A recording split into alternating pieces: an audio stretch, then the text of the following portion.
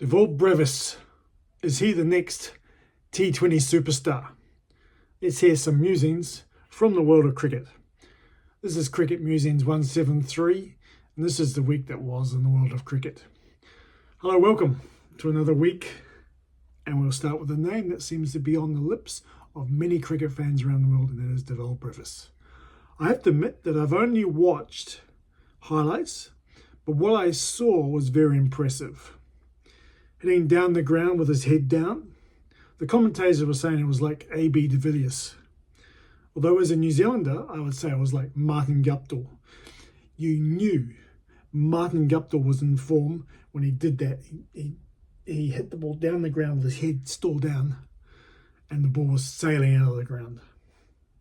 Anyway, despite Dewald Brewis's his heroics in a couple of games in the three-match series, Australia did come out on top, 2-1. And now we go on to the one-day internationals in Cairns and Mackay. The next T20 internationals Australia will play will be at the Bay Oval in Mount Maunganui, a nice place in the world as far as I'm concerned. I see that the West Indies won the one-day international series against Pakistan 2-1. If I've said this once, I've said it 100 times. World cricket really needs the West Indies. They bring something different, and it'll be sad to see them decline even more than they have. But I hope that they continue to strive to get better and to fill that hole that world cricket really needs. I still don't really understand what's going on in the 100. What I do know is that there seems to be many New Zealanders playing there this year. I say good on them. One of the teams has Tim Southey, Trent Boult, and Adam Milne. Not a bad pace attack, if I do say so myself. Finally, I'd like to talk about Tom Bruce. For those of you who don't know who he is, he has played 17 T20 internationals for New Zealand. He's one of the stalwarts of the first-class game in New Zealand.